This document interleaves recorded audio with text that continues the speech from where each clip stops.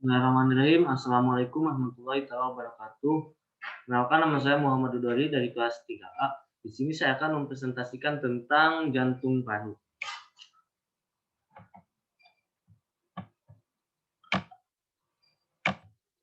Baik, untuk definisinya di sini ada definisi jantung paru.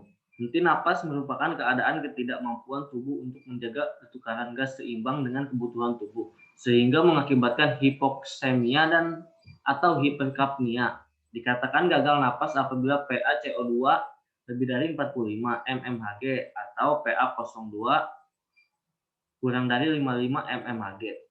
Budi Swidarmoko, 2010. Sedangkan henti jantung adalah penghentian tiba-tiba aktivitas pompa jantung efektif mengakibatkan penghentian sirkulasi. Ada dua tipe henti jantung, yaitu cardiac standstill asystole, yang kedua fibrilasi ventricle. Kemudian selanjutnya di sini ada etiologi atau penyebabnya. Etiologi henti paru menurut Prince 1995, yaitu 1. Kelainan di luar paru-paru, 2. Penekanan pusat pernapasan, lajak obat, sedatif narkotik, trauma atau infrak cerebral, poliomyelitis, encephalitis. Kemudian yang kedua di sini ada kelainan neuromuskular, trauma medula, spinalis cervicalis, sindrom Guillain-Barré, sklerosis amyotropik lateral. Yang ketiga, kelainan pleura dan dinding dada, cedera dada, fraktur iga multiplex, pneumotoraks, tension, efusio pleura, kipos, koliosis, paru-paru abnormal, obesitas, sindrom Pickwick. Sedangkan etiologi henti jantung disebabkan akibat infrak miokard akut karena fibrilasi ventrikel, kardiak standstill, aritmia, renjatana, dan edema paru. Kemudian emboli paru karena penyumbatan aliran darah baru. Aneurisma dissekans karena kehilangan darah intravaskuler. Hipoksia asidosis karena gagal jantung atau kegagalan paru berat. Tenggelam, aspirasi penyumbatan trakea, pneumotoraks, kelebihan dosis obat, kelainan susunan saraf pusat, gagal ginjal karena hiperkalemia. Kemudian di sini ada patofisiologi atau penyebab penyakitnya. Ini di sini kita bisa lihat ya. Kemudian untuk penata laksanaannya, RJP, resusitasi jantung paru, adalah suatu tindakan darurat sebagai usaha untuk mengembalikan keadaan henti napas, henti jantung, atau yang dikenal dengan istilah kematian klinis, ke fungsi optimal guna mencegah kematian biologis. Yang pertama, pertolongan dasar basic life support. Yang kedua, pertolongan lanjut advanced life support. Yang ketiga, pertolongan jangka panjang prolonged life support.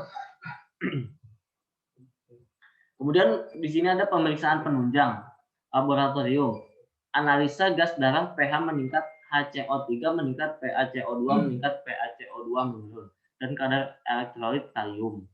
Pemeriksaan darah lengkap, anemia bisa menyebabkan hipoksia jaringan, polistemia bisa terjadi bila hipoksia tidak diobati dengan cepat.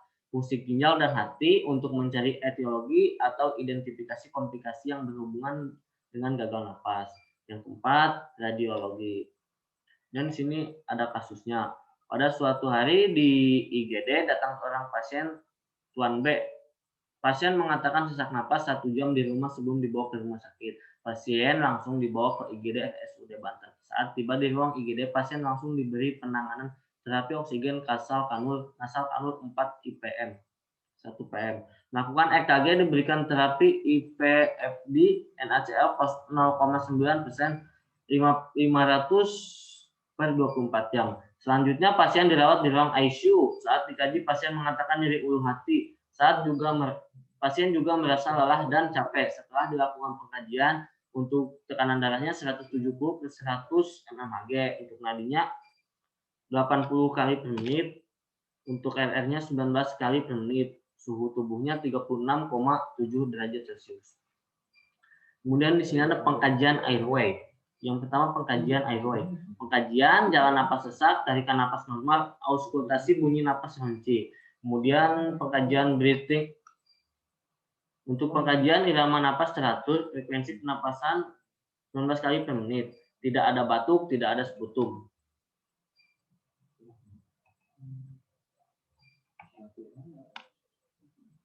Kemudian di sini ada sirkulation pengkajian. Untuk yang pertama sirkulation perifer. Nadi 80 kali per menit, irama teratur, denyut nadi kuat, tekanan darah 170 per 100 mmHg. Ekstremitas dingin, warna kulit pucat, tidak ada nyeri dada, kapilari, refill, kurang dari 3 detik, edema pada tungkai kiri. Kemudian cairan dan elektrolit. Cairan turgor kulit baik, mukosa mulut lembab, kebutuhan nutrisi oral 10 SDM, parental 500 cc. Eliminasi BAK melalui kateter, warna urin kuning pekat 660 cc per 7 jam. Rasa sakit saat BAK tidak, keluhan sakit pinggang tidak. Untuk BAB-nya tidak teratur, bising ususnya 20 kali per menit. Untuk disability, untuk pengkajiannya tingkat kesadaran komposmentis, GCS-nya 15, pupil isokon. Pengkajian sekunder, kekuatan otot ekstremitas kanan atas dan bawah 5, ekstremitas kiri atas dan bawah 5. Kebutuhan nutrisi, pasien mengatakan makan 3 kali sehari, pola eliminasi BAK 3 sampai 4 kali sehari. Warna kuning BAB, warna kuning BAB. Pasien mengatakan pasien belum BAB dari 3 hari yang lalu. Pasien disarankan bed rest total.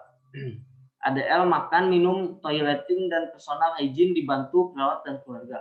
Oleh karena itu, EKG, LPH, dan abnormal. Segiman ST dan TA abnormal. Untuk napasnya, untuk nadinya, RR-nya 20 kali per menit, memasang infus dan merawat luka. Exposure. Terdapat nyeri dada di sebelah kiri, diagnosa minimal 5 diagnosa, penurunan curah jantung, pola napas tidak efektif, intoleransi aktivitas, nyeri akut, risiko syok. Kemudian untuk intervensinya 2 diagnosa prioritas, penurunan curah jantung, perawatan jantung, observasi. Identifikasi tanda atau gejala primer penurunan curah jantung meliputi dyspnea, kelelahan, edem, orthopnea, paroxysmal nocturnal dyspnea, peningkatan CPP. Monitor tekanan darah, monitor intake dan output cairan, monitor keluhan nyeri dada, intensitas lokasi radiasi, durasi resipasi, dan yang mengurangi nyeri. Kemudian untuk terapeutik, posisikan pasien semi polar atau polar dengan kaki ke bawah satu posisi nyaman. Berikan diet jantung yang sesuai, batas asupan kafein, natrium, kolesterol, dan makanan tinggi lemak. Berikan oksigen untuk mempertahankan saturasi oksigen lebih dari 94%. Edukasi. Anjurkan beraktivitas fisik sesuai toleransi. Kolaborasi pemberian anti aritmia jika perlu. Kemudian pola napas tidak efektif, pemantauan respirasi, observasi, monitor frekuensi, irama, kedalaman, dan upaya napas, monitor pola napas seperti bradypnea, tachypnea, hiperventilasi, Kussmaul, sign, stops, beut, ataksik, monitor kemampuan batuk efektif, monitor adanya produksi sputum, monitor adanya sumbatan jalan nafas, mapasik kesimetrisan, ekspansi paru, monitor nilai AGD, monitor hasil X-ray toraks. Kemudian pola napas tidak efektif, pemantauan respirasi, terapeutik. Atur interval waktu pemantauan respirasi sesuai kondisi pasien. Dokumentasikan hasil pemantauan, edukasi, atau kemudian jelaskan tujuan dan prosedur pemantauan, informasi hasil pemantauan. Baik, itu saja yang bisa saya sampaikan. Bila ada kekurangan, tolong dimaafkan. Kurang dan lebihnya maaf. Wabillahi taufiq wal hidayah. Wassalamualaikum warahmatullahi wabarakatuh.